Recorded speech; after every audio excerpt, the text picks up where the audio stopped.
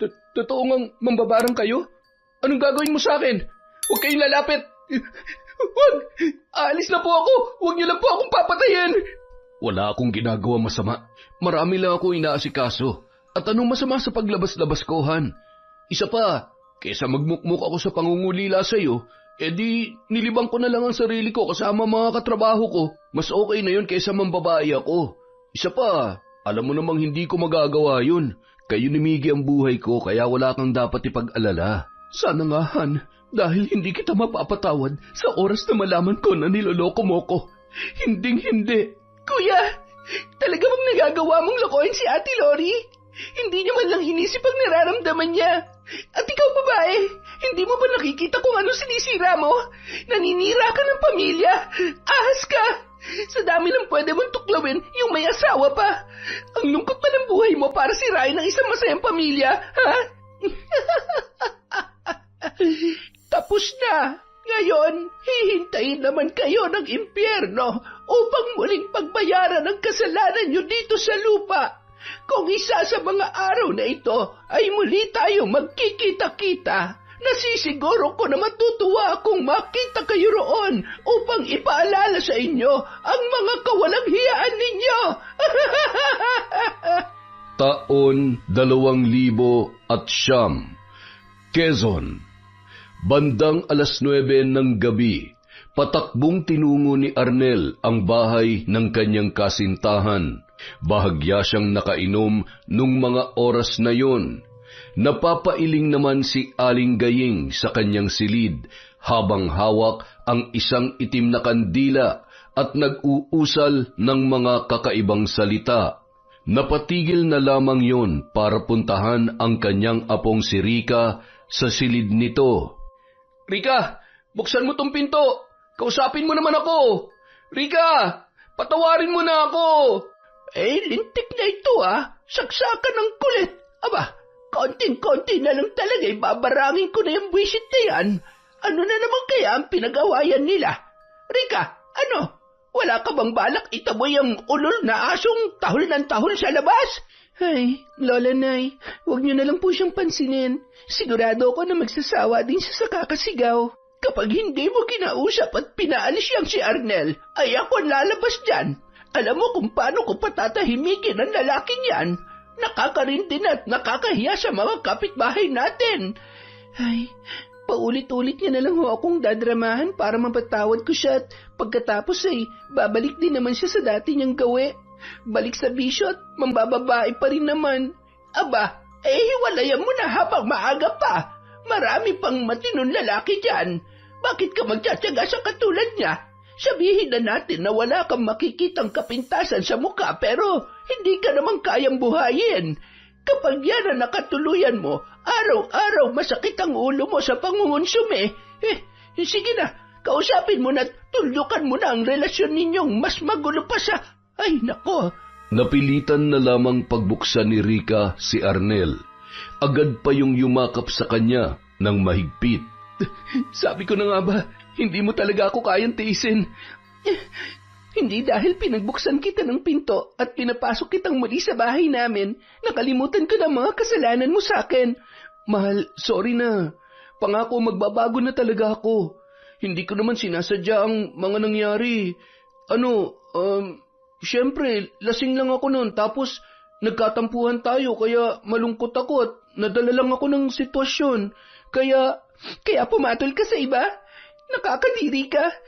Hindi dahilan na lasing ka, malungkot o kahit na ano pa man. Lasing ka lang pero imposible na hindi mo alam at kayang kontrolin ang sarili mo kung talaga mahalaga ako sa'yo. Hindi ka sana magpapadala sa kahit anong tukso. Sadyang babaero ka lang talaga at higit sa lahat, manloloko. Hindi ka na magbabago, Arnel. Kaya mabuti na rin na mag-usap tayo ng masinsinan at maging malinaw na rin sa atin ang lahat. Hindi ko na kaya magtiis pa sa relasyon natin. Mahal kita, pero mas kailangan ko ang sarili ko. Kailangan ko nang piliin ang sarili ko dahil punong-puno na ako. Pagod na ako sa relasyong ito. Ayoko na. Maghiwalay na tayo. Rika, huwag naman ganito. Hindi ko kaya mawala ka sa akin. Hindi ako papayag. Tama na, Arnel. Kahit ano pang gawin mo, hindi na magbabagong isip ko. Ang totoo, Matagal ko na tong gustong gawin. Hindi mo ako masisisi dahil paulit-ulit kitang pinatawad. At ikaw, wala ka nang ginawa kundi paulit-ulit akong saktan. Hindi ka na magbabago pa, kaya tinatapos ka ng lahat sa atin. Makakaalis ka na. Hindi tayo maghihiwalay. Papatayin na lang kita kesa hiwalayan mo ako at pakinabangan ka ng iba. Anong sabi mo? Ang lakas na loob mo para pagbantaan ng apo ko, ah. Ang tagal ko nang nagtitimpi sa iyong lentik ka. Hindi ka ba marunong umintindi o bobo ka lang talaga? Ayaw na sa'yo ng apo ko. Kaya mabuti pa, umalis ka na. Kung ayaw mong pagsisihan buong buhay mo ang gagawin ko sa'yo. Gusto mo bang pabulain ko yung bibig mo sa kinatatayuan mo ngayon, ha? Dinuro ni Lola Gayeng si Arnel habang nanlilisik ang mga mata na nakatitig sa binata.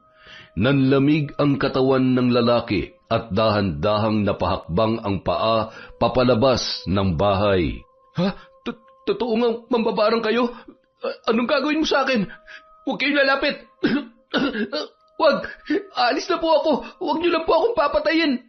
Binabalaan kita. Huwag na huwag mo nang guguluhin pa ang apo ko. Dahil sinisiguro ko na hindi mo magugustuhan ang parusang gagawin ko sa'yo. Naintindihan mo? Ano pang hinihintay mo? Tumakbo ka na habang may pagkakataon ka pa! Takbo! Apo, kuhanan mo nga ako ng tubig. Anak ng... Agad namang tumungo sa kusina si Rika at bumalik. Dala ang isang baso ng tubig at iniabot sa kanyang lola. Sa pagkakataong yun, ramdam niya ang pagmamahal na ibinibigay sa kanya ng kanyang lola nanay. Yun na kasi ang nagpalaki sa kanya mula nung iwanan siya ng kanyang sariling ina. Hindi niya man kadugo ang matanda, ay batid niyang higit pa sa ina ang pagmamahal na ibinubuhos noon sa kanya. Heto na ho, uminom po muna kayo. Masyado niyo naman tinakot yung tao. Ayan tuloy. Abat, mukhang nag-aalala ka pa rin sa mokong na yun, ah. Hindi mo ba narinig yung sinabi niya? Pinalaki kita na maayos at ganyang kaganda tapos pagbabantaan ka lang niya. Ang kapal na mukha niya. Isa pa, hindi naman ata tao yun. Hayop siya. Hayop! Ayan, tama na kasi Lola. Baka mamaya kung mapano pa kayo dahil sa kanya. Ay, sana madala na siya. Ayaw ko na makitang pagmumukha niya. Sapat na sa akin na nariyan kayo at alam ko na kayo ang totoong nagmamahal sa akin. Kaya kahit anong mangyari, wala akong dapat ikatakot dahil nandyan kayo para sa akin, Lola. Paano yan, Apo? Tumatanda na ako't lahat-lahat darating ang araw na hindi man natin tanggap o maaaring pareho tayong hindi pa handa. Maaaring mawala ako o ikaw naman tong malayo sa akin. Hindi naman pwedeng dito ka lang palagi sa tabi ko. Sa tingin nyo, kaya ko kayang iwanan mag-isa kayo dito? Dito lang ho ako. Makakahanap din ho ako ng magandang oportunidad dito na hindi ko kakailanganin pang iwanan kayo. Aalagaan ko rin po kayo katulad ng pag-aalaga nyo sa akin mula nung maliit pa lamang ako. Huwag mong alalahanin yan. Bukal sa kalooban ko na mahalin, alagaan at palakihin ka ng maayos. Kahit mag-isa lang kitang itinaguyod at wala akong kaalam-alam sa pagiging ina. Pero marami akong natutunan mula nung iwan ka sa akin ng tunay mong ina. Akala ko'y masaya na akong mag-isa noon, pero naging mas makabuluhan ang buhay ko nang dahil sa'yo. Masayang-masayang puso ko mula nung napunta ka sa akin, Apo. Mabuti pa nga ho kayo. Minahal ako ng lubos kahit hindi niyo ako kadugo at kahit alam niyong mahihirapan kayong palakihin ako na mag-isa. Samantalang, Apo, ilang ulit ko bang sasabihin sa'yo? Mabuting tao ang nanay mo. Ginawa niya yon para mas mapabuti ka. Akalain mong hindi naman siya pinanagutan ng tatay mo kaya, ayun, mas minabuti niyang iwanan ka na lamang sa akin matapos kanyang ipanganak. Ngunit kailangan mo ring sundin ang gusto mo. Hindi ba't gusto mong makarating ng Maynila at doon magtrabaho? Gusto ko po, pero okay na po sa akin dito. Gusto ko pa rin po yung madali ko kayong mabibisita anumang oras na mamimiss ko kayo, Lola. May nakausap na ho akong nanay ng kaklase ko. Marami daw siyang mga kakilala na naghahanap ng mga kasambahay dito sa probinsya. Tatawagan niya na lang daw po ako kapag nakahanap na siya na magiging amo ko. Mabuti naman kung ganon. Basta siguruhin mong mababait ang magiging amo mo. Kapag sa umpisa pa lang salbahin na, layasan mo na agad. Parang relasyon lang yan. Kapag nakitaan mo na ng hindi mo gusto sa umpisa pa lamang, umayaw ka na bago mo pa pagsisihan ang lahat. Huwag po kayo mag-alala, Lola. Hindi ko naman huhahayaan na api-apihin lang nila ako. Aba, marunong ho yata akong lumaban. Ay, siya nga pala, Apo. Magdoble ingat ka, ha? Hindi natin alam kung ano talagang tumatakbo sa isip ni Arnel. Iniisip niyo pa po ba talaga na magagawa niya akong saktan katulad ng sinabi niya kanina? Pagbabanta sa buhay ang ginawa niya. Hindi tama at wala rin dahilan para makampante ka. Mabuti nang nag-iingat, kaya mas okay na rin na magtrabaho ka na muna sa malayo-layo. Tama nang bisitahin mo lang ako ng 1 beses sa 1 buwan para makaipong ka kaagad. Pag-ipunan mo yung pag-aaral mo sa kolehiyo. Hindi pa huli ang lahat. Yung iba nga ay may asawa't anak na ipinagpapatuloy pa rin ang pag-aaral. Tutulungan kita, Apo. Yung mga itinabi kong pera ay ipandadagdag natin sa pag-aaral mo. Nako, ang lola nanay ko talaga. Ako na hong bahala. Ang gusto ko lang, malusog kayo palagi at nandyan kayo para sa akin. Gusto ko na kapag nagkaroon ako ng pamilya, makakasama ko pa rin kayo. Salamat, Lola Nanay. Salamat sa lahat-lahat. Mahal na mahal ko po kayo. Ay, tama na. Baka magkaiyakan pa tayo dito. Makalipas ang 1 linggo, nakahinga na ng maluwag si Rica. Hindi na kasi ng gulo pa si Arnel. Nang minsang makita nila yon ay nakatingin na lamang sa malayo at nababakas pa rin ang takot sa mukha nito. Isang araw, may natanggap na tawag si Rica mula sa nanay ng kanyang dating kaklase noong high school. Oh, anong sabi? May mapapasukan na raw ho akong trabaho. Nagpadala raw ho ng pamasahe para sa akin yung amo ko. Bukas daw ho, kailangan ko ng bumiyahe, Lola. Bale, dadaanan ko po muna yung pera kay Tia Merla. Aba, mukhang mabait nga ang magiging amo mo, ha? Ay siya, mag-asikaso ka na ng mga gamit mong dadalhin. Huwag mong pababayaan ang sarili mo, Apo, ha? Huwag po kayong mag-alala. Hindi naman ho ganun kalayo yun dito. Siguro, mga 2 o 3 oras lang ang biyahe. Abay, malayo-layo rin yon. At wala akong magagawa para protektahan ka. Hindi na ho ako yung maliit na bata para oras-oras ay kailangan nyo pang bantayan. Sapat na ho yung mga paalala nyo para matuto akong tumayo sa sarili kong mga paa. Babaunin ko lahat ng natutunan ko sa inyo, kaya nasisiguro ko na hindi ho sasakit ang ulo na magiging amo ko sa akin. Mabuti naman kung ganon. Kayo nga ho ang inaalala ko, Lola Huwag ho kayo masyadong magpapaabot ng kainitan ng araw sa taniman nyo ng mga gulay, ha? Baka sumama ang pakiramdam nyo. Kung maaari lang ho sana, huwag kayong pupunta dun mag-isa. Baka mahilo na naman kayo. At saka, huwag na kayong masyadong tumanggap ng mga nagpapatulong sa inyo sa pambabarang. Baka mamaya, balikan kayo ng mga kamag-anak ng mga binabarang ninyo. Ay, sus! Yan ang huwag mong alalahanin. Matagal ko nang ginagawa ang bagay na ito at kayang-kaya kong protektahan ang sarili ko. Isa pa, binabasa ko muna ang isipan ng isang tao bago ako tumulong.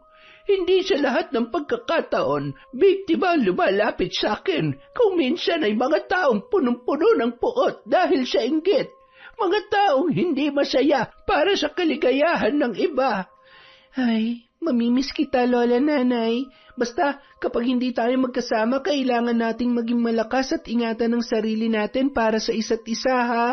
Pag uwi ko sa susunod na buwan, kung sakaling papayagan ako ng amo ko, bibilhan ko kayo ng bagong damit at papalitan ko na rin ho yan tsinelas ninyo.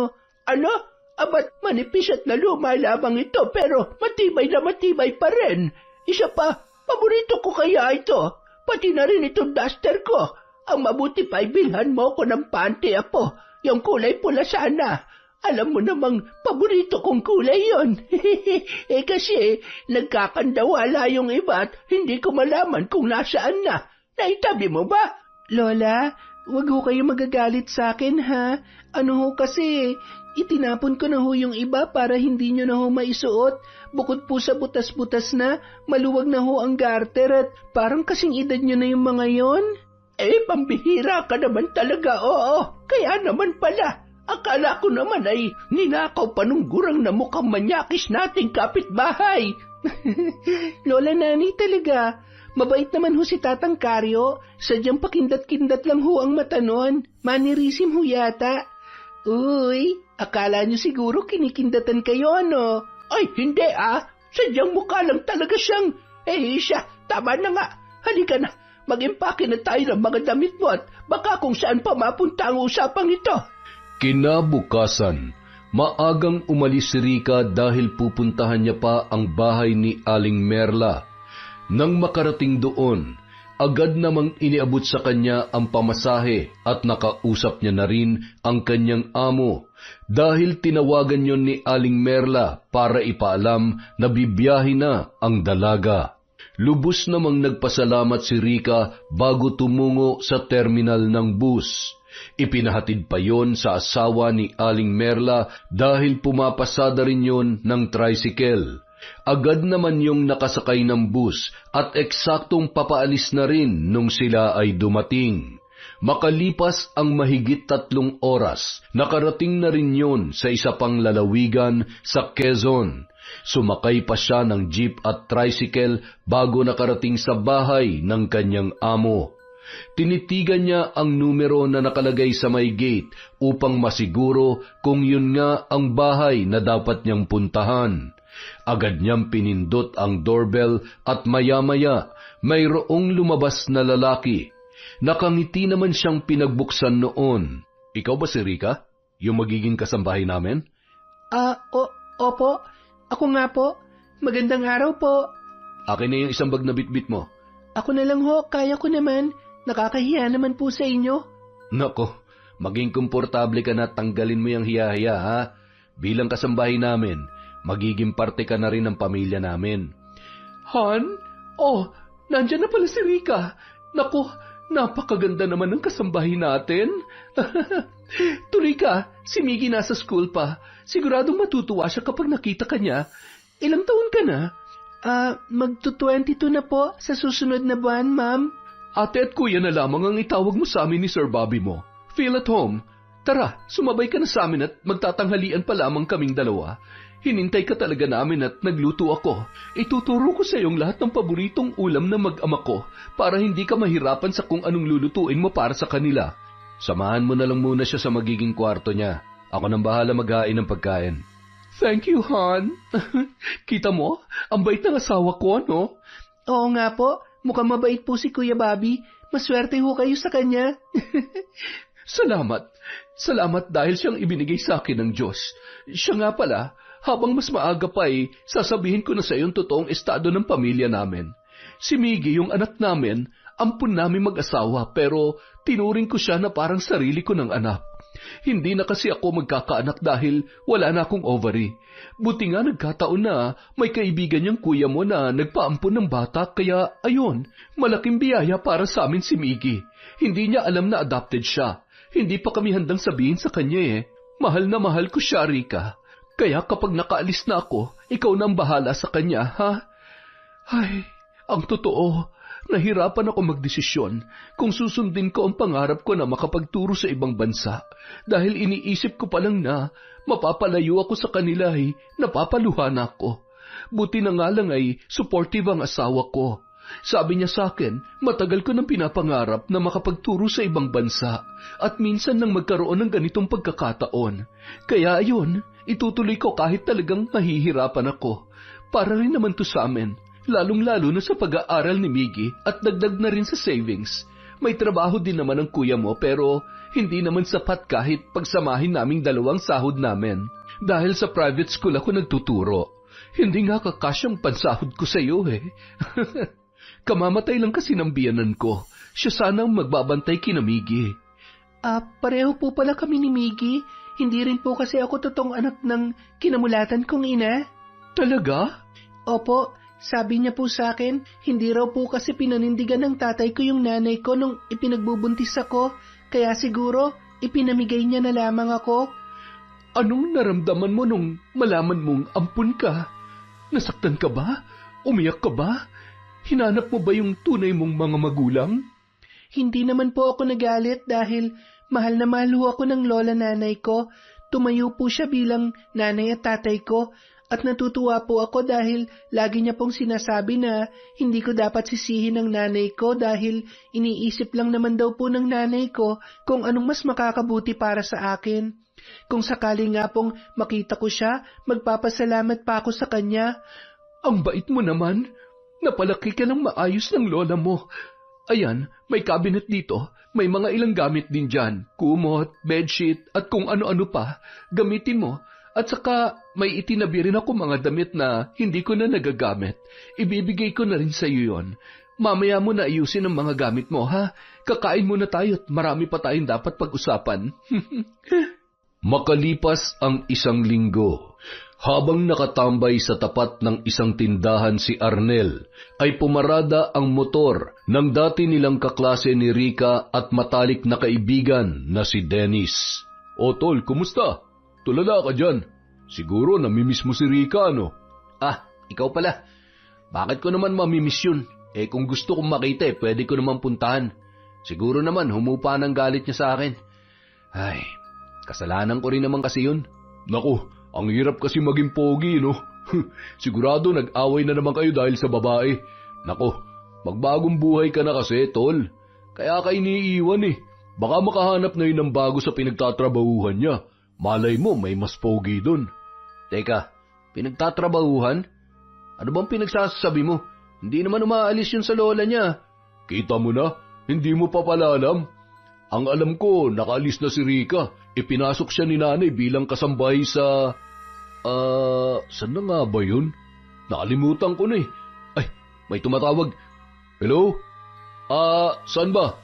Pambihira naman, akala ko ba dito tayo magkikita? Ay, sige, papunta na ako dyan. Sige tol, tagay tayo kapag may oras ha. Agad na pinaharurot noon ang motor at hindi na pinansin pa ang noon ay makikiusisa pa sana na si Arnel. Kailangan ko malaman kung nasan siya. Kahit nasan ka man, hahanapin kita. Kailangan nating ayusin ang relasyon natin. Hindi ko hayaang itapon na lang ang ilang taon nating relasyon. Mahal naman kita eh.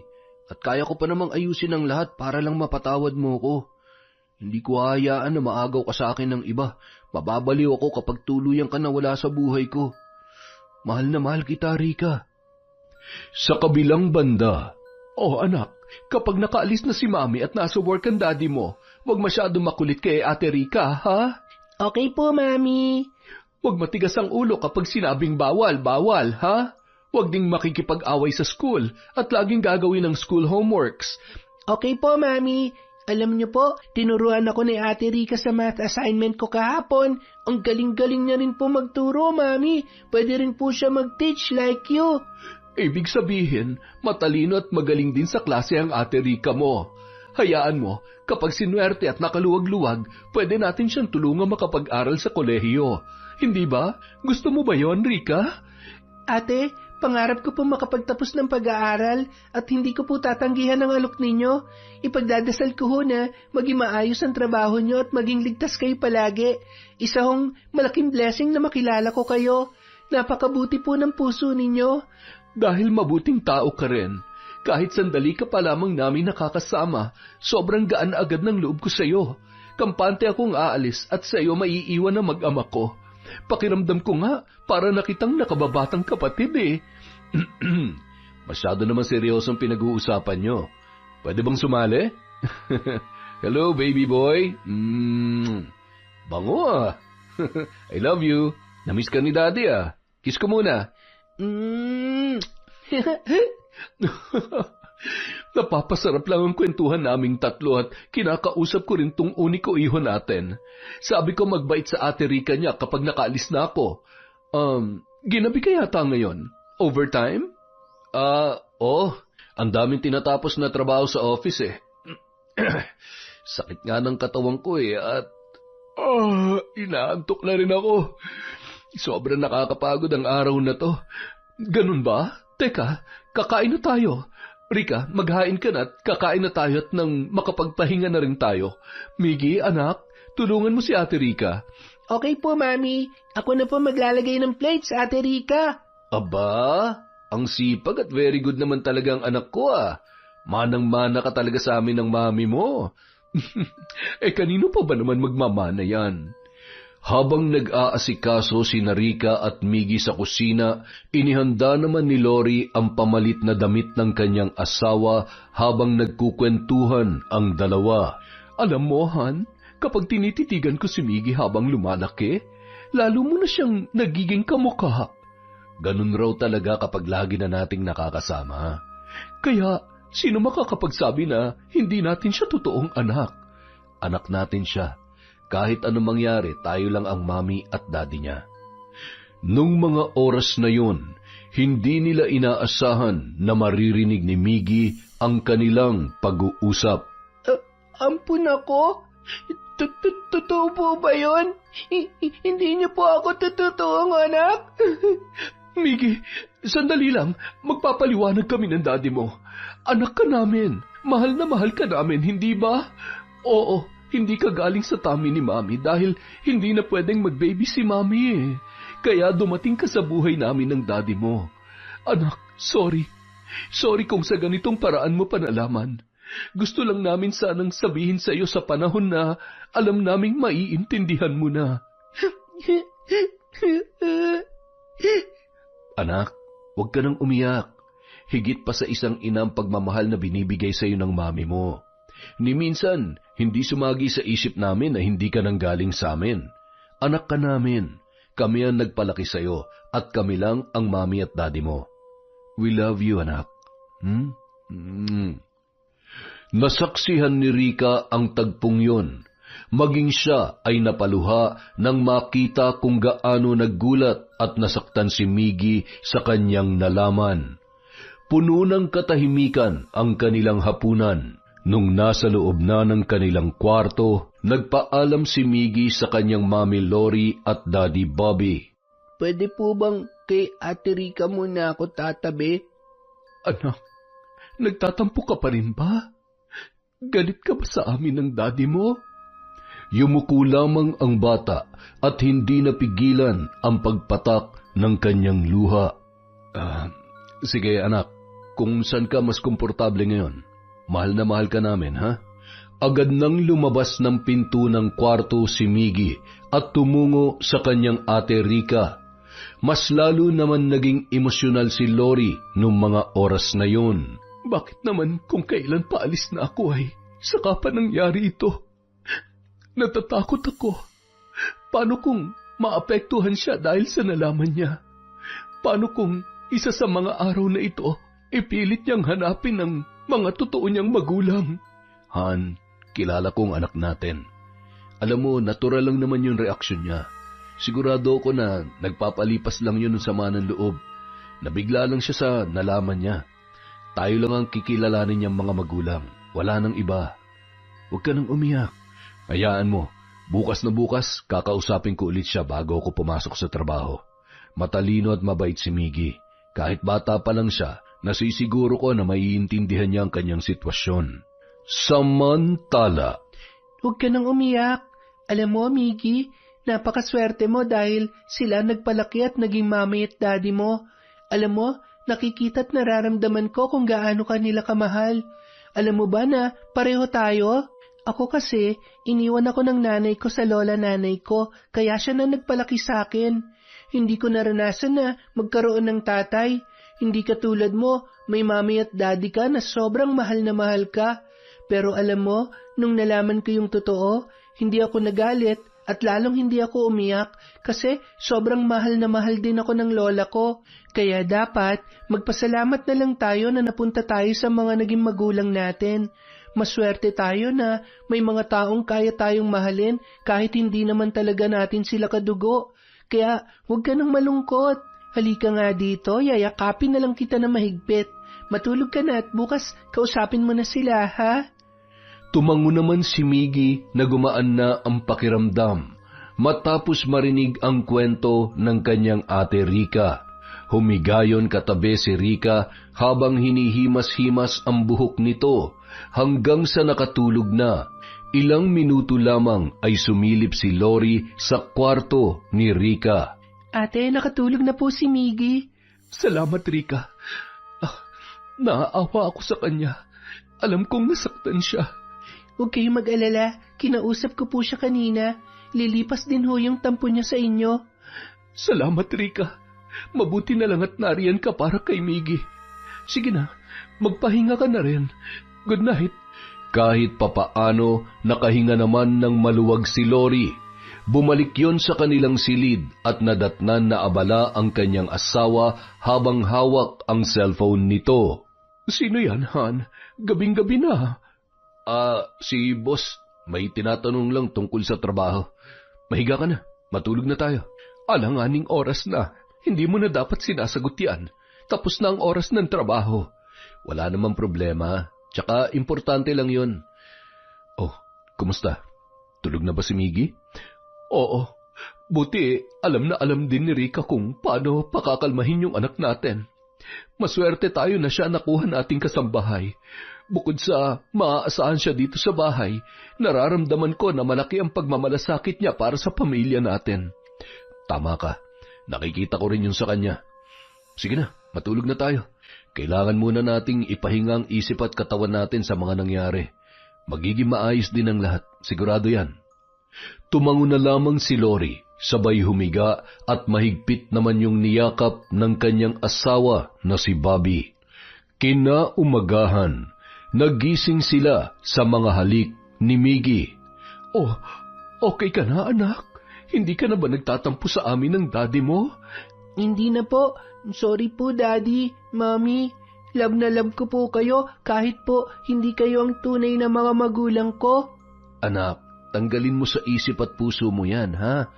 Walang dahilan para isipin mo na hindi ka namin tunay na anak. Dahil sa'yo, naranasan naming maging totoong masaya at maging isang pamilya. Kaya mahal na mahal ka namin, anak. Payakap nga ang mami at daddy, anak. I love you, baby namin. Sobrang mahal na mahal ka ni na mami at daddy.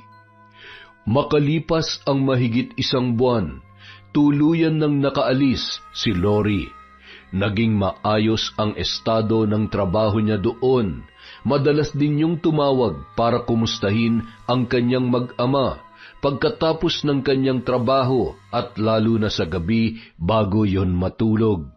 Nagbibigay pa rin siya ng sapat na panahon para sa kanyang asawa at anak na si Miggy. Isang gabi. Wala pa rin ang daddy mo, Miggy? Wala pa po, Mami. Baka po nasa work pa si Daddy. Oo nga po.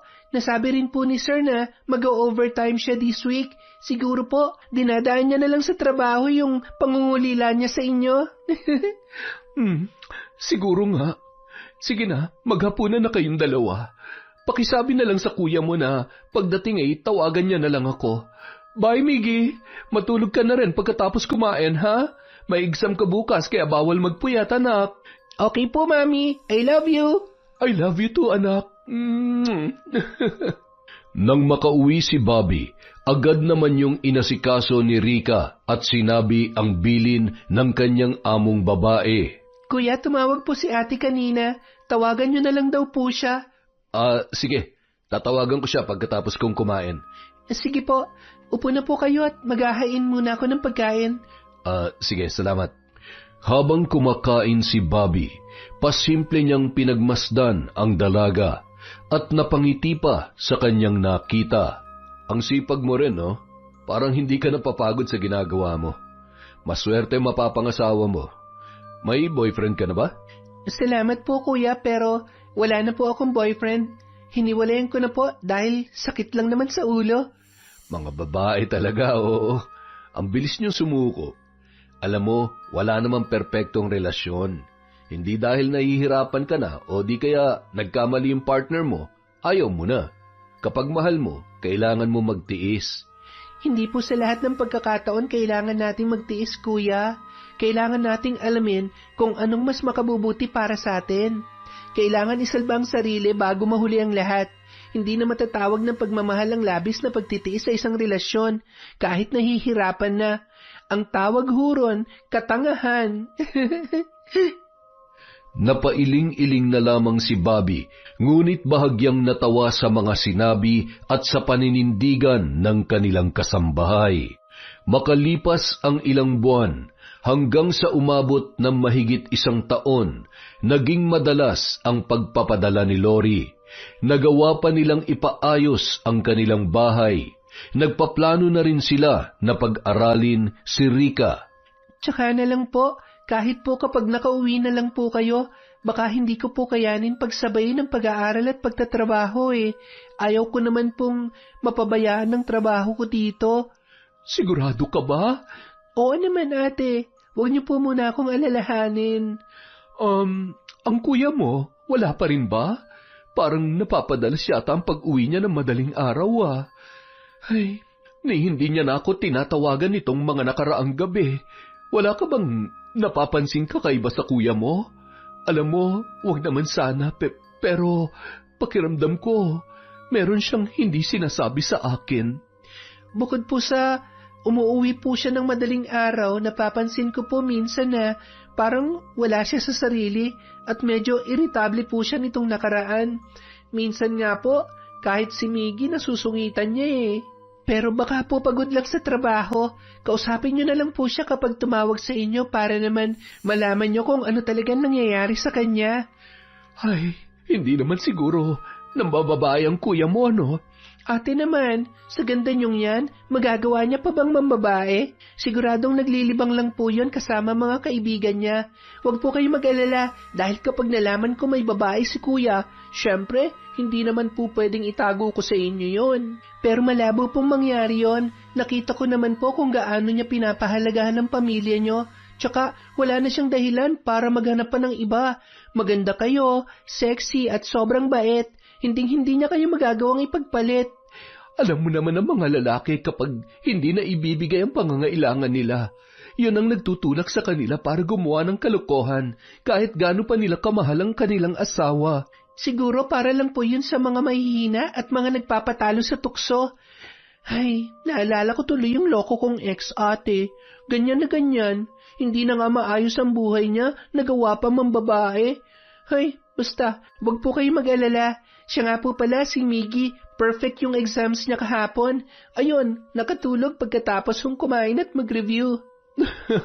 Napakasipag talaga mag-aral ng anak ko. Hindi ko na siya iistorbohin, siguradong pagod siya. Ikaw, magpahinga ka na rin. Huwag masyadong magpakapagod, ha? Ate, sanay na po ako. Mas magkakasakit po ako kung wala akong ginagawa. Kumusta na nga pala ang lola mo? Umuwi ka nung nakaraan, hindi ba? Okay naman po siya. Sandali lang po ako doon. Buti, hindi ka nakita nung ex mo. Sino nga yon? Si Arnel ba yon? Wala naman ho sa lugar namin yon.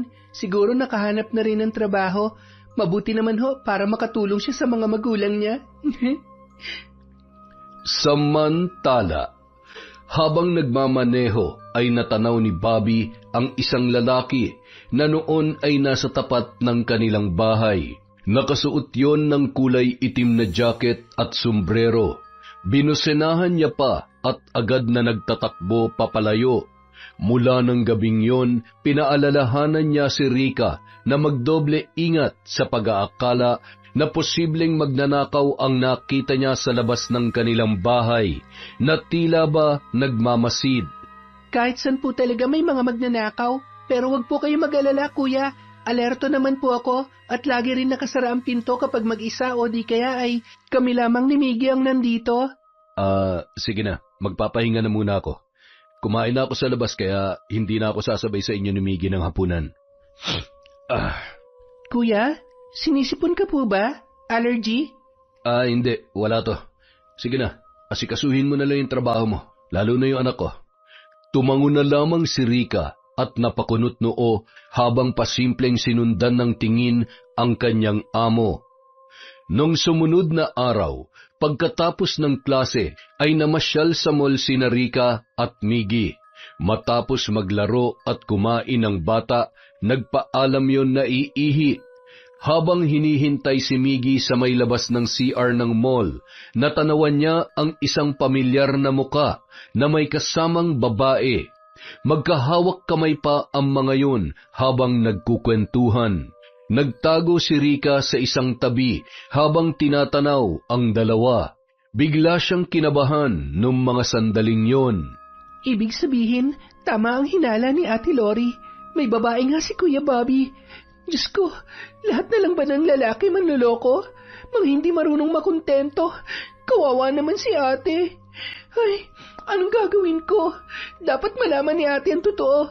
Pero tama ba na sabihin ko na agad sa kanyang nakita ko? Ate Rika, bakit po kayo nagtatago dyan? Okay lang po ba kayo? Oo, okay lang ako. Uwi na tayo? Ano kasi, medyo masama ang pakiramdam ko. Okay po. Baka nasa bahay na rin po si Daddy. Oo, baka hanapin tayo. Sa mami mo lang tayo nagpaalam pero sigurado ko na hindi pa yun uuwi. Bakit po? May overtime po ba? Oo, sigurado mag-overtime na naman ang daddy mo. Ang dami niya kasing trabaho sa opisina Tara na, Miggy. Sabi ng mami mo tawagan natin siya agad pagdating natin sa bahay. Opo, marami po ulit akong ikukwento kay mami. Ako rin sana Kaya lang, ay, ano yan ate? Wala, joke lang yun. Nang gabing yun, umiwas na lamang si Rika sa mga tanong ng kanyang among babae nang tumawag sila ni Miggy. Nagkunwari na lamang siya na maraming ginagawa. Kailangan ko munang siguruhin na tama yung nakita ko. Kung sakaling may relasyon sila ng babaeng yon, kailangan ko munang sakyan ang mga nangyayari. Kailangan kong gumawa ng paraan para malaman ang katotohanan. Nang makauwi si Bobby, agad siyang sinalubong ng kanyang anak. Daddy, pumunta kami kanina sa mall. Ano? Anong oras? Anong ginawa niyo ron? Rika, bakit naman kayo umalis na hindi nagpapaalam sa akin? Sorry po kuya, nagpaalam naman po kami kay Ate Lori. Tumawag po kasi siya bago kami umalis. At saka, saglit lang naman po kami doon. Naglaro at kumain lang po si Miggy tapos umuwi na po kami. Basta, sa susunod sasabihin niyo sa akin kung saan kayo pupunta. Para alam ko at mas maganda pa rin yung nag-iingat tayo. Mula nung gabing yun, mas lalong nakahalata si Rika sa kakaibang kinikilos ng kanyang amo. Madalas yon may kausap sa cellphone at kung minsan ay nakakalimutan pang tumawag kay Lori o di kaya naman ay dadating ng madaling araw na nakainom. Naging malakas din ang kutob ni Lori at namumroblema na sa kanilang sitwasyon. Alam ko namang marami akong pagkukulang sa kanya dahil nandito ako, kaya hindi ko magagampanan yon. Pero hindi niya ba nakikita kung para saan tong pagsasakripisyo ko? Dati naman hindi siya ganyan Ay, mas makabubuti siguro kung babalik na lamang ako dyan. Baka kasi sa kagustuhan kong gumanda ang buhay namin, pag uwi ko, wala na akong asawang uuwian. Ate, wala naman pong mali sa'yo. Na kay kuya naman po kung magloloko pa siya. Ang panloloko ay isang desisyon, hindi aksidente lang. Ay, tama lang po na umuwi na kayo para malaman nyo kung ano ba talaga nangyayari sa kanya. Ilang buwan na lang naman matatapos na ang 2 taon kong kontrata. Hindi na ako pipirma ng panibago. Sayang sana. Kaya lang kung ganito namang walang kapayapaan ang isip ko, mahihirapan lamang ako. Nang gabi ring yun, wala akong ginagawang masama. Marami lang akong inaasikaso. At ano naman ang masama sa paglabas-labas ko, Han? Isa pa, kaysa magmukmuk ako sa pangungulila sa'yo, edi nililibang ko na lang ang sarili ko kasama mga katrabaho ko. Mas okay na yun kaysa mambabae ako. Isa pa, alam mo namang hindi ko magagawa yun. Kayo ni Miggy ang buhay ko kaya wala kang dapat ipag-alala. Sana nga, Han. Dahil hindi kita mapapatawad sa oras na malaman ko na niloloko mo ko. Hinding-hindi. Naging mas maingat na lamang si Bobby sa kanyang mga ikinikilos hanggang sa sumapit ang 8 kaarawan ni Miggy. Nag-uwian na ang mga bisita at magliligpit na sana si Rika nang biglang mayroong nag-doorbell. Pinagbuksan niya yon ng gate at agad na bumungad ang nakataas na kilay ng isang babae. Yun ang babae na nakita niya sa mall kasama ni Bobby. Bakit ganyan ka makatingin? Hindi mo ba ako papapasukin? Sayang naman ang regalo kong to para kay Miggy. Hindi naman pwedeng iabot ko na lang sa'yo at baka masira pa. Matagal ka na bang katulong dito? Matagal na rin ho. Kayo ho, sino po ba kayo? Ngayon ko lang kasi kayo nakita. Halos kilala ko na rin po kasi ang mga malapit na kaibigan at kamag-anak ni na Ate Lori at Kuya Bobby. Mas importante pa higit sa kung sinong kaibigan at kamag-anak nila sa buhay ni Miggy at sa buhay ni Bobby. Huwag ka na masyadong maraming tanong at mas makabubuti rin kung ititiko mo na lang yung bibig mo at ipikit yung mga mata mo habang nandito ako. Ayaw ko kasi sa pakialamera at sumbongera. Naintindihan mo? Tiningnan pa siya noon mula ulo hanggang paa bago tumuloy sa loob ng bahay. Sinundan na lamang yon ng tingin ni Rika. Totoo pala na mas matapang ang kabit kesa sa original na asawa. Ang sarap mong kaliskisan. Ay, ang arte at maldita. Akala mo namang kagandahan. Para ka namang hipon, ganda ng katawan, tapo ng ulo. Wala ka namang pinatbat kay Ate Lori, kaya lang, mukha kang malandi, kaya nadadala sa'yo si Kuya Bobby. Akala mo hahayaan ko na lang nalokohin niyo si ate? Sige lang, gumawa ka ng kalokohan. Kapag nakakuha na ako ng sapat na ebidensya, hindi ako magdadalawang isip na isumbong kayo. Nakakahiya at nakakadiri kayo. Samantala, anong ginagawa mo dito? Sabi ko naman sa'yo pupuntahan na lang kita eh.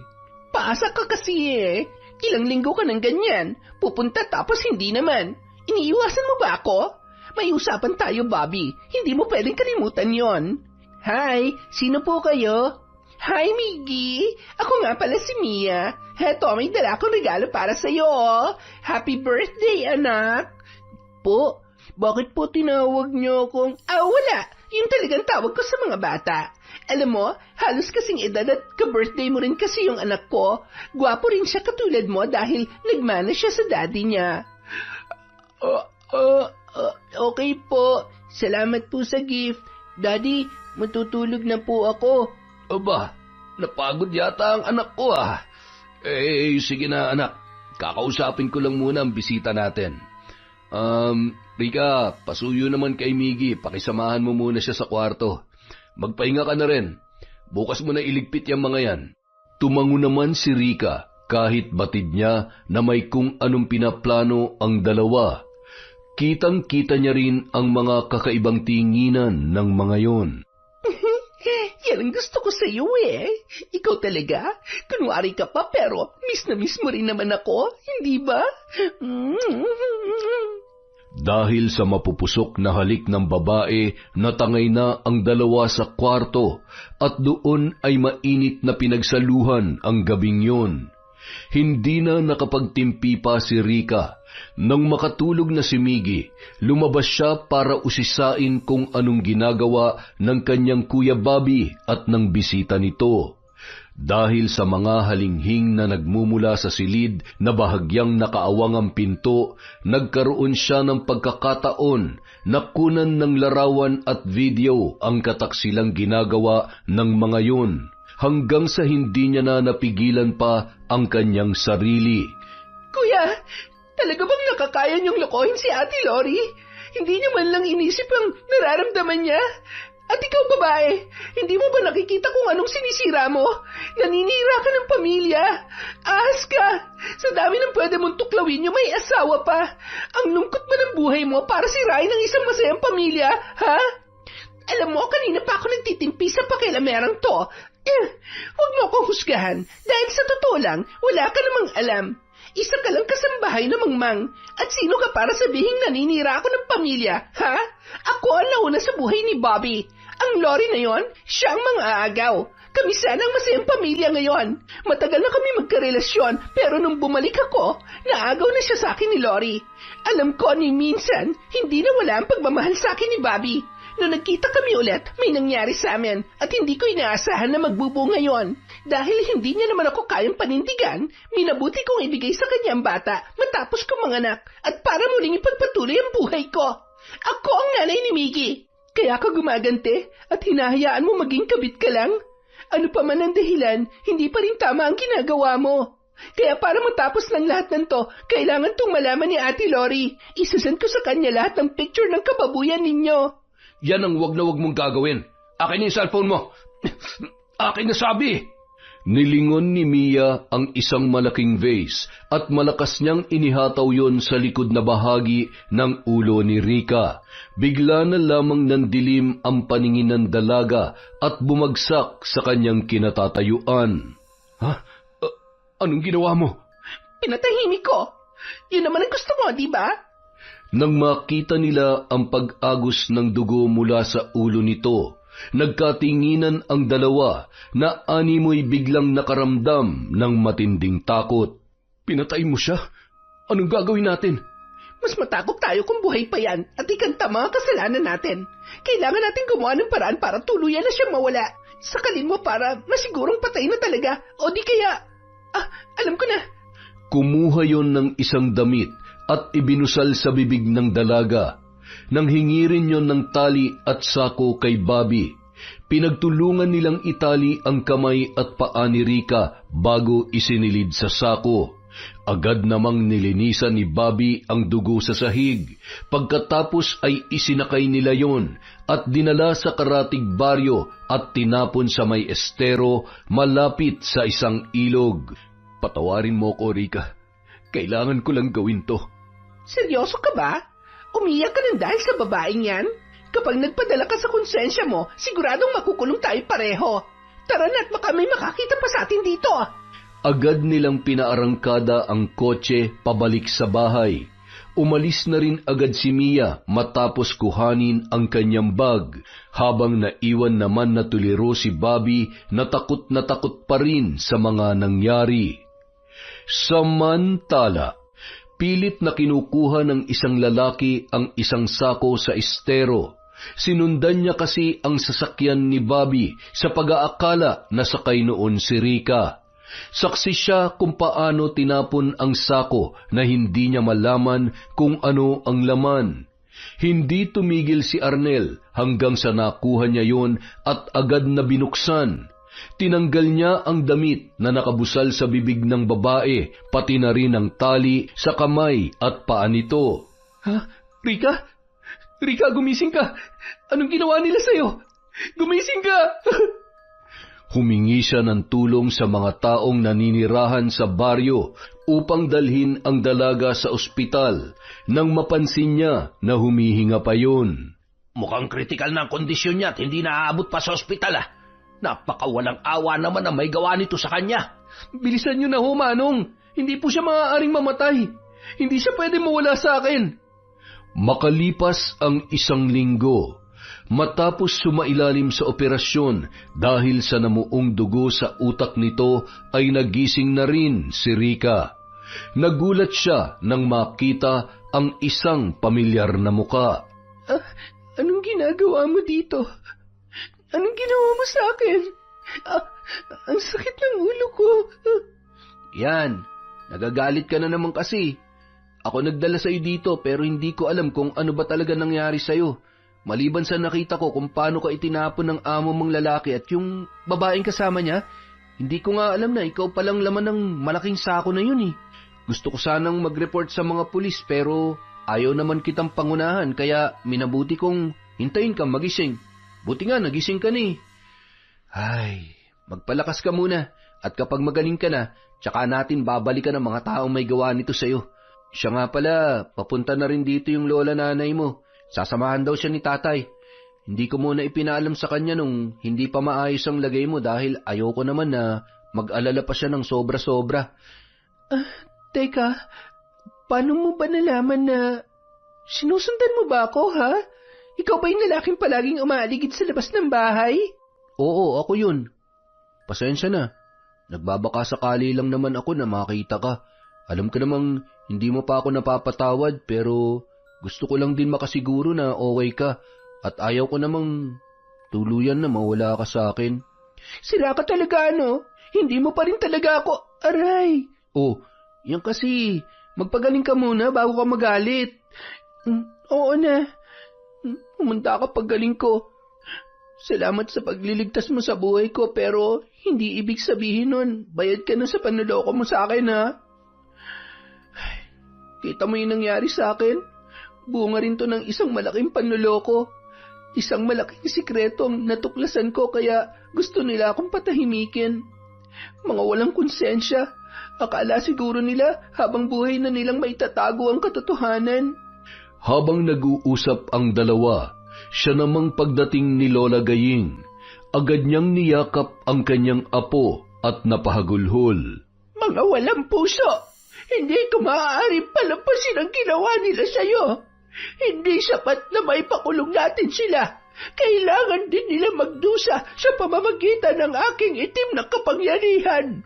Ang masasamang loob ang dapat dumanas ng karahasan, hindi ang mga taong may mabubuting puso. Arnel, kahit pa hindi pa tuluyang humuhupa ang inis ko sa'yo, gusto ko magpasalamat dahil niligtas mo ang apo ko. Maraming salamat sa'yo. Walang anuman po, Lola. Gusto ko rin pong humingi ng tawad sa lahat ng mga nagawa kong kasalanan sa inyo. Alam ko pong mahirap paniwalaan pero sinusubukan ko pong maging mabuting tao para maging karapat-dapat ulit para kay Rika. Inirapan lamang siya ni Rika matapos marinig ang kanyang mga sinabi. Sabay iginiya ang tingin sa kanyang lola at matipid na ngumiti.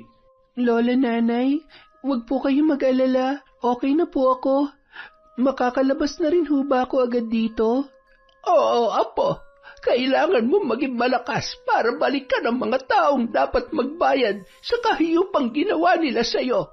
Gagawin ko ang lahat para pagsisihan nila ang bawat segundo ng natitirang buhay nila dito sa lupa.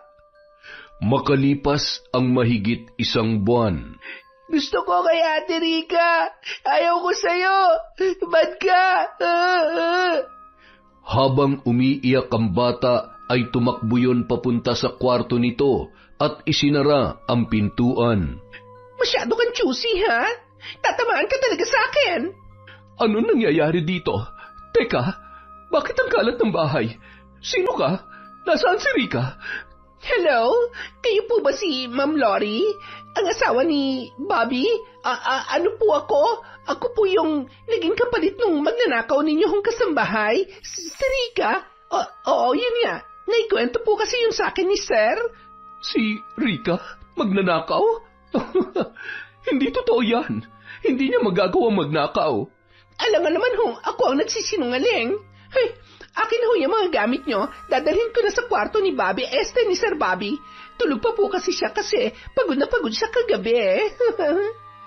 Bigla namang lumabas ng kwarto si Bobby na noon ay nagising dahil sa ingay na kanyang naririnig. Ha? Anong... Han? Bakit hindi mo sinabing uuwi ka pala? Mukha namang hindi ka na interesado kung uuwi pa ako o hindi. Hindi mo nga sinasagot ang mga tawag ko eh. Well, hindi naman nakapagtataka dahil alam ko naman na kung anong pinagkakaabalahan mo ngayon. Ngayong nandito na ako at hindi na ako aalis pa. Hindi na natin kailangan ng katulong, lalo na kung hindi naman maalam sa bahay. Tingnan mo nga itong itsura ng bahay natin. Ang kalat. Siguro ganito rin karumi ang pagkatao mo, no? Anong sabi mo? Akma na sanang sasampalin yon ni Mia nang biglang pinilipit ni Lori ang kamay ng babae. Han, tama na yan. Ano ba nangyayari? At talagang nagmamaang-maangan ka pa, ha? Ang kapal ng pagbumuka ninyo.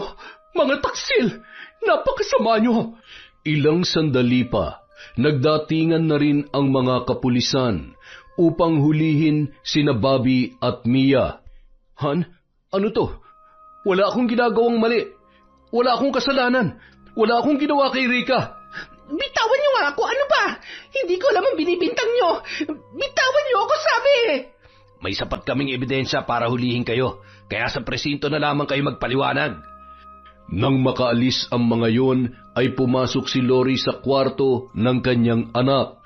Yakap noon ang kanyang larawan habang nakatalukbong ng kumot at umiiyak. Ma, Mami ko! Mami! Anak, sorry at ngayon lamang si Mami. Sorry. Mami, nawawala po si Ate Rica. Iniwan niya po ako. Mami, huwag na kayong alis, please. Ayaw ko na kay Yaya Mia. Ayaw ko sa kanya, Mami. Ba't siya? Pinapalo niya ako. Tahan na anak, huwag ka mag-alala. Hindi na ako aalis sa tabi mo. At alam mo ba, makakasama ulit natin si Ate Rica. Hindi kanya iniwan. May masama lang na nangyari sa kanya. I love you, anak. Hindi magiging madali para sa atin ang mga pagbabago at pagdadaanan natin bago maging maayos ang lahat. Pero ipinapangako ko na kakayanin ko para makapagsimula tayong muli. Kahit tayo na lamang, anak ko. Ano pong ibig niyong sabihin, Mami? Anak, nagsinungaling sa akin ng daddy mo. Marami siyang sikreto at kasalanan na itinago sa akin. Marami siyang pagkakamali na dapat niyang itama. Mahigpit na yakap na lamang ang ibinigay ni Miggy sa kanyang ina nang napahagulhol na yon. Samantala, nagulat si Bobby nang makita ang babae na nakangisi at nakatitig sa kanya. Anong ginagawa mo dito? Minumulto mo ba ako? Ang lakas ng loob mong itapon ako sa estero, tapos ngayon halos maihi ka na yata sa salwal sa takot. Huwag ka mag-alala, buhay na buhay pa ako, kaya nga nandyan ka eh. Malinaw kung naihayag ang lahat ng ginawa mo sa akin at maging ang pagtataksil mo kay Ate Lori. Hayop ka. Kasalanan mo pala kaya nasira kami mag-asawa. Mapapatay kita. Ako pa ang may kasalanan? Tanga ka ba? Kasalanan mo yon. Walang ibang dapat sisihin dito kundi ikaw. Ikaw at ang kabit mo. Huwag ka masyadong magalit dahil nagsisimula pa lang akong maningil sa pagtangka niyong pagpatay sa akin. Magdasal ka na mapadpad ka sa langit dahil bago ka pa man makarating sa pangalawang buhay, sisiguruhin ko magiging impyerno ang buhay mo dito sa lupa. Anong pinaplano mo? Ha? Rica, bumalik ka rito! Kapag nakalabas ako rito, mapapatay kita! Sige nga, paano ka makakalabas sa mga rehas na yan? Itong tatandaan mo, hindi namin hahayaang makalabas ka pa dyan ng buhay. Diyan ka na mamamatay, mabubulok at pagpipiestahan ng uod at langaw. Mas aalingasaw ka pa higit sa mabahong basura at putik sa estero. Makalipas ang ilang gabi, hawak ni Lola Gaying ang larawan at ilang mga damit na ibinigay sa kanya ni Lori. Pinuntahan niya pa mismo ang bahay noon dahil gusto niya ring kumustahin ang lagay ni Rica. Nataon naman na bakasyon noon kaya kasama niya si Miggy na labis namang natuwa nang muling makasama ang kanyang ate Rica. Sigurado ka ba na bukal sa kalooban mo na barangin ko ang magaling mong asawa? Sigurado ho ako. Walang mapaglagyan ng galit na nararamdaman ko. Mula palang umpisay, niloloko at pinibilog niya na pala ang ulo ko. Hindi ko nagugusto yung makasama at makita pa siya. Gusto ko nang tuluyang mawala siya sa buhay namin ni Miggy. Isa pa, hindi ba't yan rin naman ang gusto niyo mangyari para maipaghiganti natin ang ginawa nila kay Rica? Tama ka dyan. Sa totoo lang, gusto ko lamang siyang pasakitan at maranasan niya ang sakit na halos ikamatay niya. Ngunit dahil ibang iyong kahilingan, pagbibigyan kita. Buburahin natin siya sa mundong ito. Pero bago yon, gusto ko munang gumapang siya sa hirap at sakit na katumbas ng kanyang mga kasalanan na nagdulot ng sakit at pait sa ating puso. Higit sa lahat, pagsasamahin natin sila ng kabit niya. Hindi na natin siya hayaan pang maging isang ina. Wala siyang karapatan dahil saksakan ng itim ang kanyang budhi. Isa-isang sinindihan ni Lola Gaying ang mga kandila at pinalabas muna sa silid na yon si Lori. Amoy na amoy niya ang usok at bahagyang pinakikinggan ng babae ang mga salita na binibigkas ng matanda. Kung maalam lamang ako mambarang, ako mismong gagawa nun para sa inyo. Habang buhay na nakaukit sa puso ko ang mga kasinungalingan at kasalanan mo, Bobby. Napabuntong hininga pa yon bago lumabas ng bahay at pinuntahan sa may kubo ang noon ay nagkakatuwaan pa rin na sina Rika at Miggy. Samantala, Hindi ako makahinga. Tulungan niyo ako. naglingunan ang mga kasamahan noon sa selda nang kumalansing ang malalaking kalawang himpako sa sahig. Kasabay noon ay ang paglabas ng malalaking linta at mahabang bulate sa kanyang ilong. Bumubulwak din ng putik ang kabilaan niyang tainga. Ano nangyayari sa akin? Tulungan niyo ako. Ayan, kabit pa more. Todas ka ngayon.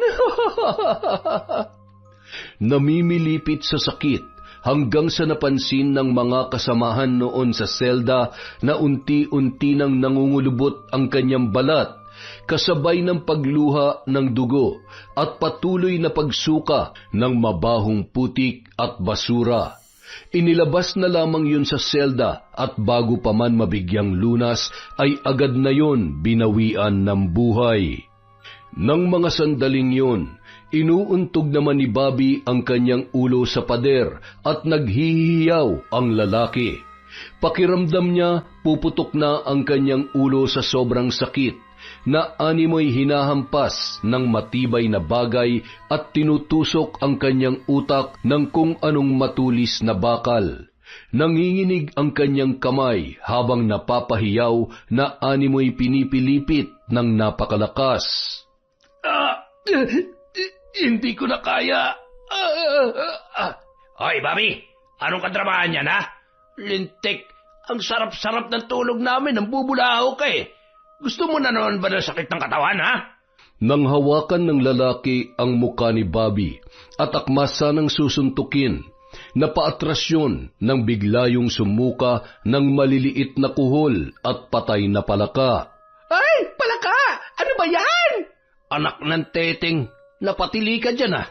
Ang tapang-tapang mo, takot ka pala sa palaka? Bakla! Binabarang yan. Mambabarang lang ang kayang gumawa niyan. Ay, naku, napakalupit. Hindi ka nabubuhayin yan, Bobby. Rest in peace na, brother. Nakikiusap ako. Tulungan niyo ako. Ayaw ko pa mamatay. Hindi ka namin matutulungan o kahit ng sino paman. Katumbas yan ang mga kasalanan mo. Mas malupit pa sa batas ng tao yan. Hindi ka niya tatantanan hanggang sa matuluyan ka para lamang maibsan ang galit ng tao na may kagagawan yan. Maaari rin naman na pag-utusan lang yon, pero bibihira nakakaligtas sa barang.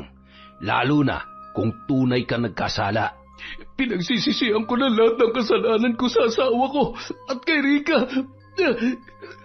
Nagsisisi na ako. Aminado ka naman pala may kasalanan ka eh. Kaya tanggapin mo na lang yung kaparusahan mo. Tanggapin mo na mamamatay ka na, pre. Doon din naman ang punta nating lahat eh. Medyo maaga ka lang. Ilang sandali lamang, hinawakan ni Bobby ang kanyang leeg. Pagkatapos ay mayroong tumagos na basag na bote doon at tumilamsik ang napakaraming dugo. Nangisay si Bobby at di nagtagal nalagutan na rin siya ng hininga. Tapos na. Ngayon ay hinihintay naman kayo ng impyerno upang muling pagbayaran ang kasalanan nyo dito sa lupa. Kung isa sa mga araw na ito ay magkikita-kita tayong muli, sinisiguro ko na matutuwa akong makita kayo roon upang ipaalala sa inyo ang mga kawalang hiyaan ninyo. Makalipas ang 1 taon. Ang kulit mo talaga. Hindi ka pa napapagod sa kakasunod at kakahingi ng tawad? Bahala ka. Basta hindi ako titigil hanggat hindi mo ako binibigyan ng isa pang pagkakataon. Arnel, hindi mo kailangan gawin to kung gusto mong patunayan ang sarili mo. Ang gusto ko, ayusin mo muna yung buhay mo. Ako rin naman kailangan kong gawin muna ang mga gusto ko at abutin ang mga pangarap ko. Napakaraming nangyari at marami akong natutunan. Alam mo, kung tayo naman talaga eh. Hindi natin kailangang ipilit. Isa pa, Alam natin sa sarili natin na pareho tayong hindi pa handa. Sige na, umuwi ka na muna. Ay, nako Arnel, lalo lang makukulitan sa iyo yung apo ko. Alam mo, kung gustong-gusto mo na talagang magkaroon ng girlfriend ay baka nakakalimutan mong single din ako. Aba, maganda rin naman ako Lola naman, hindi ko naman balak karibalin si Mang Karyo. Nagkanda-kuba-kuba yun, kahihintay sa matamis niyong oo. Loko kang bata ka. Sige, okray mo si Karyo. Wari ko naman ay matutulad ka rin sa kanya. Sa taas ng pride ni Rika na mas mataas pa sa poste ng kuryente, malabong magkaayos pa nga kayo. Teka, si Lori na lang kaya ang ligawan mo. Total byuda naman na ito. Ay nako, okay lang ako Lola. Masaya na ako sa buhay ko ngayon. Alam niyo naman na allergic ako sa mga manloloko.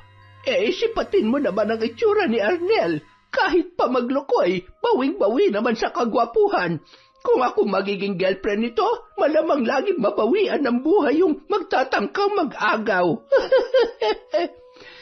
Ay, sige na Arnel, umuwi ka na. Huwag ka mag-alala. Alam ko sa sarili ko na darating ang araw, tuluyan din kitang mapapatawad. Salamat sa pagmamahal at hindi pagsuko pero kailangan muna natin maging malaya sa ating nakaraan para makapagsimula tayo ulit. Gusto ko sa susunod na magkita tayo, wala na ako ni katiting na galit at inis na nararamdaman sa'yo. Sana sa pagkakataong yon, handa na ulit ako magmahal at magtiwala. Ay, kung yan talaga ang gusto mo, tatanggapin ko naman. Basta lagi mong iingatan ang sarili mo Pwede bang mayakap kita kahit sandali lang? Abat talagang humirit pang lokong to Tumango naman si Rika, sabay mahigpit na niyakap ni Arnel at agad na ring umalis. Napansin ni Lola Gaying ang pagtulo ng luha ng dalaga. Huwag ka nang masyadong magpakipot, baka magsisi ka. Kita mo namang patay na patay sa iyo yung tao at napatunayan niya naman kung gaano kanya kamahal. Ano bang problema at binasted mo pa rin? Natatakot lang po ako, Lola. Ayokong mangyari sa akin yung pinagdaanan ni Ate Lori. Opo, aaminin ko, hindi naman nawala yung pagmamahal ko sa kanya, pero hindi sapat yon para makipagbalikan ako sa kanya. Mas masusukat ang pagmamahal kung sa kabila ng distansya at oras na hindi kami magkasama, sa panahon na inaayos namin ang kanya-kanya naming buhay, ay nananatili pa rin sa puso at isipan namin ang isa't isa. Tama ka dyan. Hindi mo kailangan madaliin ang mga bagay, lalo na pagdating sa relasyon. At lalong hindi ka rin pwedeng magpakampante. Alam mo, ni minsan, hindi sumagi sa isip ko na maglolo ko si Bobby. Sabi ko nga, ang swerte ko sa asawa ko. Malay ko ba naman na magaling pala siya magtago ng sikreto. Nakakatawa na lang isipin na nagawa niya yun sa loob ng maraming taon. Mahirap talaga kapag masyado ka nagtitiwala dahil doble-doble rin yung sakit kapag niloko ka. Kaya patawarin nawa ako ng Diyos sa mga nagawa ko. Maling pumatay ng tao at gumanti, pero tanggap ko ang kasalanan na yon at ang kung anumang magiging kaparusahan. Ang hangad ko lang ay maging masaya si Miggy at mabigyan ko siya ng magandang buhay. Alam mo ate, maswerte ka pa rin. Mahal na mahal ka ni Miggy. Kahit alam niya na yung totoo, walang nagbago sa kanya. Niwala siya ni katiting na amor sa tunay niyang ina dahil ikaw ang nagpakaina sa kanya. Ikaw lang ang nararapat na maging nanay ni Miggy. Ano ka ba naman? Hindi ba tumayo ka rin bilang ina niya nung mga panahon na wala ako? Alam mo, darating ang araw na magkakapamilya ka at sigurado magiging mabuti kang ina sa magiging mga anak mo. Makalipas ang ilang buwan, nakabili ng kondo sa Maynila si Lori at doon ay isinama niya si Lola Gaying at Rika. Si Lola Gaying ang nag-aasikaso kay Miggy habang si Rika naman ay bumalik sa kanyang pag-aaral sa tulong ni Lori. Hanggang sa lumipas ang mga taon at lumago ang negosyo ni Lori at si Rika naman ay nagtuturo na sa pampublikong paaralan sa Maynila. Isang araw, habang namimili si Rika sa isang department store, bigla na lamang may tumapik sa kanyang balikat. Sabi ko na nga ba, ikaw yan eh. Kumusta? Ano yan, para sa anak mo? Anak ko? Wala pa akong anak, no? Gagamitin ko to sa school. Binibigay ko sa mga bata. Mabuti naman kung ganun. So, teacher ka na pala? Oo. Ikaw, kumusta ka na? Kakauwi ko lang galing sa ibang bansa.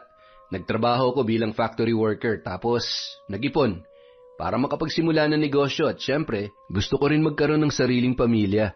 Wow, congrats! Mabuti naman kung ganon. Masaya ako para sa'yo. Baka naman pwedeng maging abay sa kasal mo. Ayoko nga. Pwede wag. Sige, dyan ka na nga. Uy, sandali lang. Ito naman, di na mabiro. Nagagalit ka na agad, di pa nga ako tapos magsalita eh. Ayaw kong maging abay ka dahil gusto ko, ikaw ang bride ko. Yun ay kung may pag-asa na akong bumalik sa buhay mo. Ay, linawin mo kasi agad. Tara na. Tara na, as in, pakasal na tayo? Hindi kasal agad. Marami pa tayong dapat pag-usapan. Marami tayong dapat ikwento sa isa't isa katulad ng dati. Tapos ililibre mo ako. Ay hindi pala, ang term ay kailangan mo akong i-date. Okay lang ba? Oo naman. Sobrang na-miss kita. Uy, yakap agad. Ano ba, nakakahiya. Kahit kailan, hinding-hindi ko ikahihiyang ipagsigawan kung gaano kita kamahal. I love you, Rika! Mahal na mahal kita! Hoy, nakakahiya, pinagtitinginan na tayo dito. Kahit kailan talaga sakit ka sa ulo. Okay lang, ang importante, mahal mo pa rin ako. Oo na, ang kulit mo. Yun, isa na namang magandang kwento mula sa Kwentong Enteng. Maraming salamat po sa pagtsatsaga, sa pakikinig, at sa walang sawang pagsuporta. Dahil dyan, meron po ulit tayong shout out. Simulan po natin kay Dayan De Chosa. Hi po kay Ricardo Sequeña.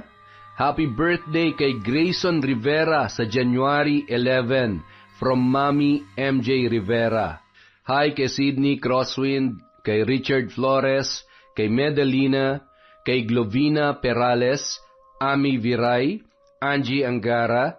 Hi din po kay Mel Santarita, kay Rosel Granada, kay Febe Rañada, Jennifer Camacho, Pureza Tagiwalo, Marisa Staples, kay Manny Maniego, Matilde Abelera, hi kay Gay Somodio, kay Len TV2, Juvelin Camacho, kay Jubel Baldonasa, kay Chuchay Kulit, hi din po kay Violeta Buhay, kay John Chris, Lucille De Lima, kay Vicky Abut, kay Hanalin Channel, hi din po kay Sandro Gar of Kristen Bakery, Tapas, Capiz, hi din po kay Finky Rusi 14, kay Asia Salim Aldoseri, hi din po kay Rhea Abinza, kay Samuel Acedilia, kay Jackie De Milan, kay Jocelyn Morilia, shout out kay Sylvia Marie Alegre, kay Billy Ray, Jenny May at Ray Buendia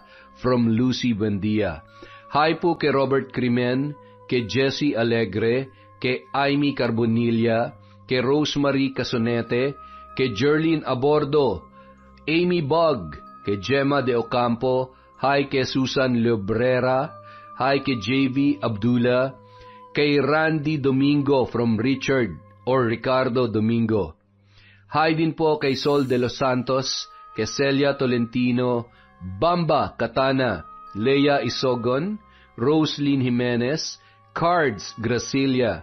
Hi din po kay Nympha Navarro, Charlene Gumansing, Mike Mar Tubilan. Hi kay Josephine Marcaida, sa Usman Abregana at Amwale family from Norsen TV. Hi po kay Maria Jeline Canto, Virginia Pontillas, kay Peter Tom Galindez. Hi din po kay Catalea Soto, Jelana Amanda, Igorotang Pobre. Shout out din po kay Sheena Enriquez, kay Aaron, kay Elaine Cardiente, Evelyn Reyes, Edison Gonzalez, Christine Victorino, kay Gerald Fermanis, kay Raquel Shibata, Isagani Minya. Hi din po kay Raimundo Gatmen.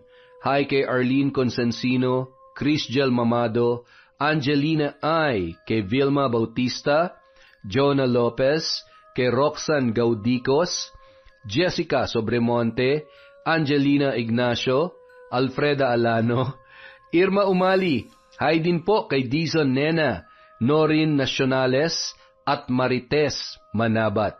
Sa mga hindi po natin nabanggit, marami pa po tayong susunod na videos.